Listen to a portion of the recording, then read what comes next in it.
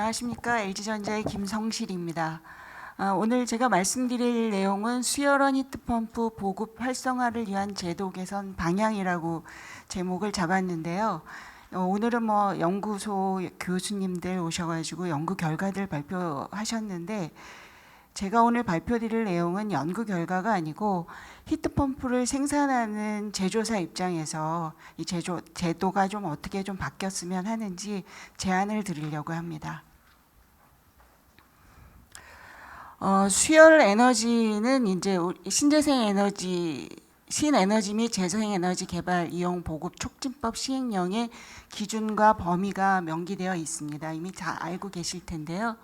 기준은 물의 열을 히트펌프를 사용하여 변환시켜지는 에너지고, 범위는 해수의 표층 및 하천수 열을 변환해서 얻어지는 에너지입니다.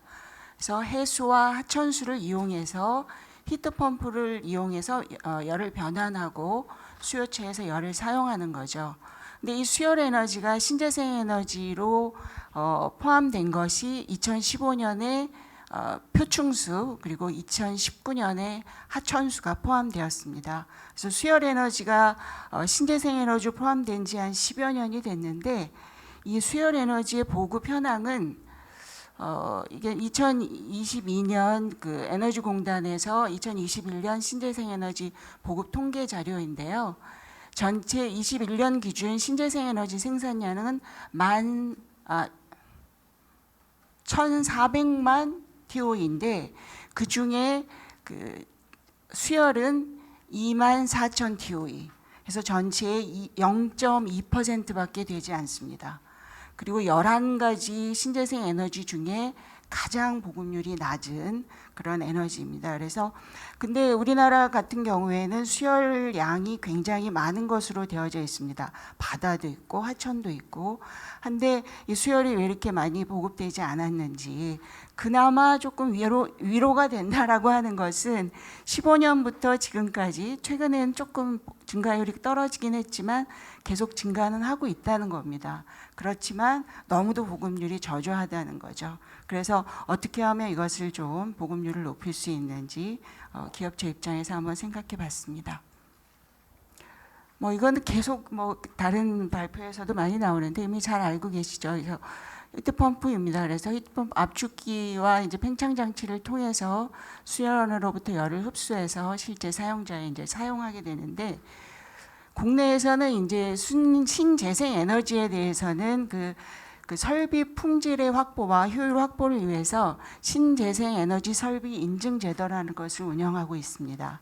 이 인증 제도는 국가에서 필요한 설치 의무화 기간에 이제 설치를 할 때거나 혹은 보급 지원 사업을 하는 경우거나, 아니면 민간에서도 인센티브를 받기 위해서 녹색 건축 인증 같은 것들을 하는데요. 거기에 본 인증이라든가 혹은 에너지 절약 계획서에 신재생을 썼으면 반드시 그 신재생 에너지 설비 인증서를 제출하도록 되어져 있습니다. 그 내용을 보면은 현재 우리나라 2023년 1월 기준으로 인증된 제품들을 보면 7개 분야에 17개 품목에 모델 수는 3,450개가 있습니다. 이 중에 수열은 없습니다. 그래서 신재생 에너지로 적용된 지 벌써 10년이나 됐는데, 수열에 관련돼서는 인증 기준도 없고 인증 기준이 없기 때문에 인증을 받을 수도 없는 거죠. 그러면 이걸 어떻게 지금 사업을 하고 있냐 보면, 이 보급보조 사업이라든가 설치 의무화 사업, 에너지공단에서 하는 사업에서는 그 제품에 대한 품질뿐만 아니라 설치에 대한 품질을 보증하도록 하기 위해서 신재생 에너지 설비 원별 시공 기준을 제시하고 있고, 여기에 각 신재생 에너지 원별 시공을 어떻게 하라는 것, 그리고 기기는 어떻게 하라고 하는 걸 명기하고 있습니다. 그 내용을 보면 수열원 열펌프 유닛은 인증받은 설비를 설치하라고 되어 있어요. 앞에서 봤지만 인증 기준도 없는데, 근데 그 인증은 어떤 기준으로 받은 거냐면 KSB 8292에서 94. 이거는 뭐냐면 KSB 8292는 물물 지열원 열펌프 유닛 350kW 이하, 그리고 9394는 물공기 멀티형 지열 열펌프 유닛으로 175kW 이하에 대해서 이제 인증을 주고 있습니다. 근데 사실 수열 히트펌프는 뭐 소용량으로도 개발할 수 있지만 대용량으로 개발되는 경우도 많이 있고 대용량으로 사용할 경우에 훨씬 더 효율적으로 이용할 수 있습니다. 그래서 저는 수열한 히트펌프에 대해서 수열한 히트펌프 유닛에 대한 표준 제정이 필요함을 말씀드리고 이 표준이 제정되어야 된다는 것을 제안드립니다. 그리고 그 내용은 530kW 이상의 용량을, 즉 150R 이상의 용량을 포함하는 히트펌프의 표준을 선정하고 그 명칭은 KSB 번호는 아마 국가표준연구원에서 정할 것이고요. 명칭은 수열원 히트펌프 유닛으로 하는 것을 제안드립니다. 그 이유는 다른 우리 보면 뒷부분에 제가 좀 말씀을 드릴 텐데 히트펌프를 전부 열펌프로 표기를 했습니다. 근데 앞서 법에서도 봤지만 수열원에서는 히트펌프를 쓰기 때문에 명칭을 히트펌프로 하는 것을 제안드리고자 합니다. 그럼 왜 그 530kW를 이상을 포함해야 되고 이 수열 히트펌프 유닛의 표준안은 어때야 되는지 저희가 구상한 것을 말씀드리도록 하겠습니다. 이것은 저희 LG전자에서 생산하고 있는 이제 물을 여론으로 사용하는 히트펌프들의 종류들입니다. 위에 있는 것은 지열에도 사용할 수 있고 앞서 말씀드린 것처럼 수열에도 사용할 수 있습니다. 그래서 소용량 50R 이하짜리는 스크롤 압축기를 사용해 그 히트펌프를 만들고 있고요. 그 다음에 100R에서 150R 이상인 경우에는 이제 스크류 압축기를 사용합니다. 근데 저희가 최근에는 이제 원심식 압축기를 사용해서 500R급 이상의 히트펌프를 이제 개발하였는데 이것을 보급하려고 보니 이제 인증도 기준이 없고 그래서 인증도 받을 수 없고 업체 입장에서는 굉장히 좀 곤란한 면이 있는 거죠. 그래서 요 부분에 대해서도 요 부분을 포함하는 표준이 좀 제정되기를 바라고 그 내용은 이제 기존에 있는 여러 표준들을 한번 보면서 어떻게 만들면 좋을지 저기 한번 구상해 봤습니다.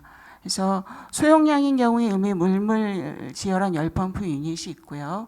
또 수열한 열펌프에 대한 기준이 있는 KSB, ISO 기준을 그대로 KBS 기준으로 만든 게 있고 앞서 말씀드렸지만 대용량은 원심식 압축기를 사용하기 때문에 원심 냉동기를 한번 참고해 봤습니다. 내용을 보면은 여기 이제 시험 기준과 표준마다 다른데 시험 기준과 그리고 그 기준이 되는 COP 구조 이런 것들을 명기해 놨는데요.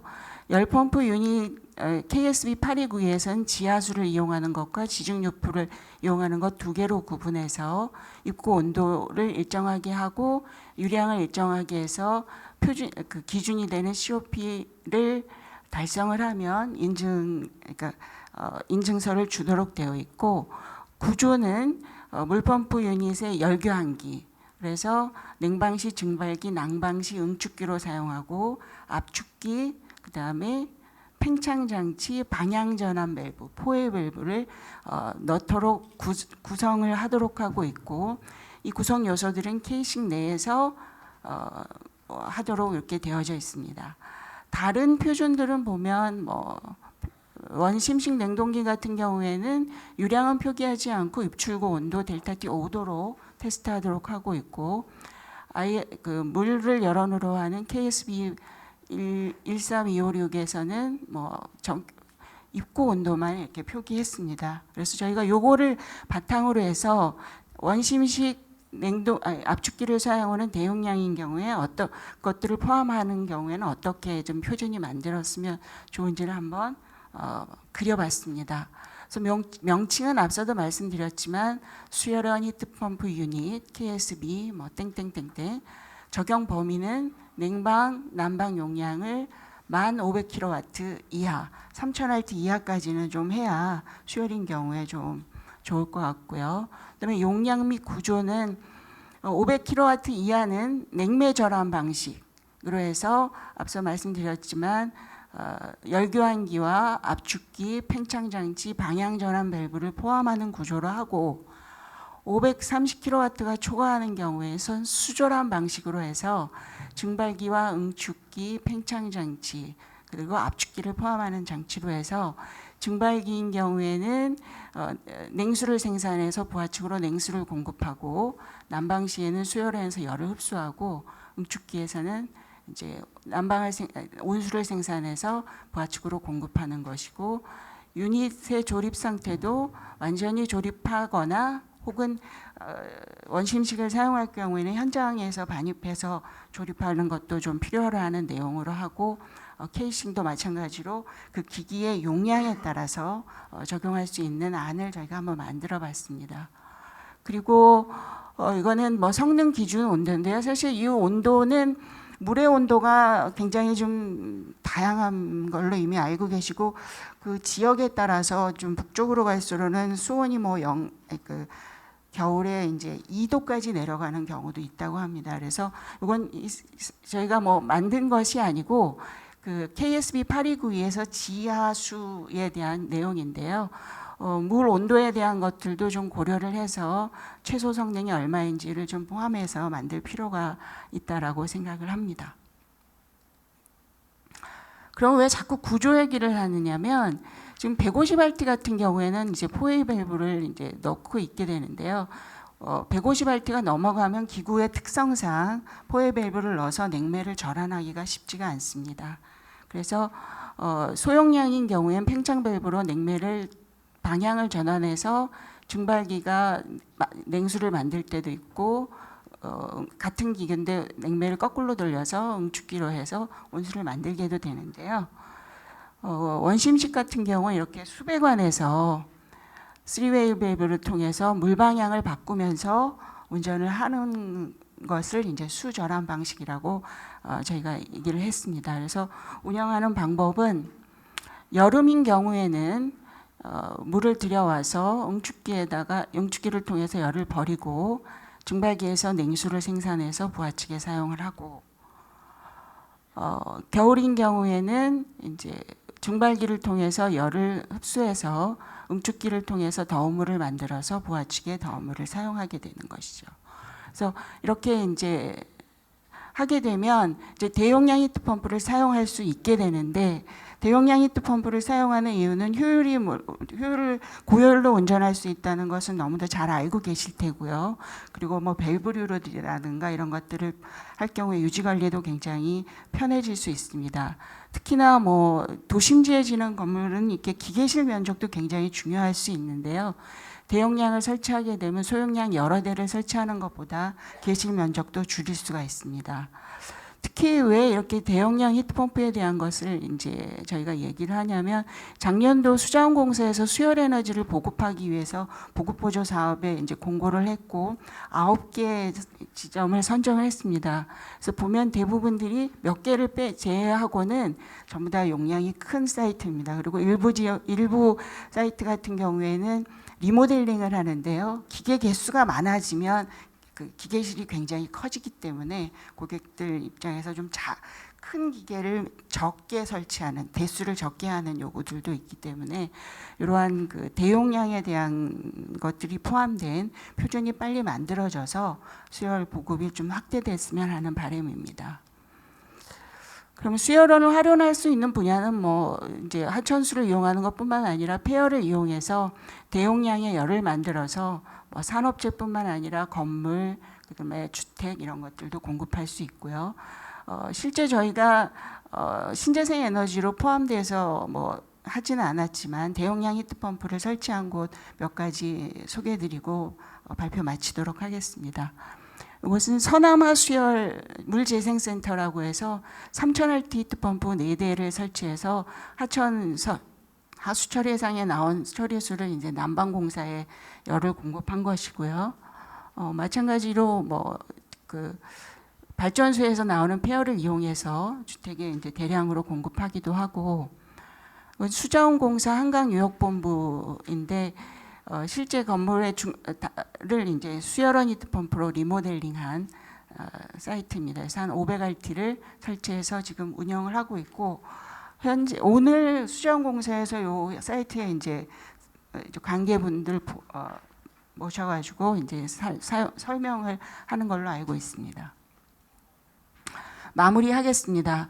앞서 봤지만 이 수열 보급이 너무도 이제 미흡해서 저희 입장에서는 이 수열 보급을 확대할 수 있는 방안을 수열원 히트펌프 표준을 제정하는 것으로 우선 잡았습니다. 그래서 표준이 제정되게 되면 설비에 대한 품질도 확보되는 것뿐만 아니라 효율도 확보될 수 있고요. 이를 통해서 이제 수열 에너지 보급이 확대될 것으로 보이고 또 우리가 걱정하고 있는 기후 위기 극복과 탄소 중립을 실현할 수 있을 것으로 생각됩니다. 마치겠습니다. 고맙습니다.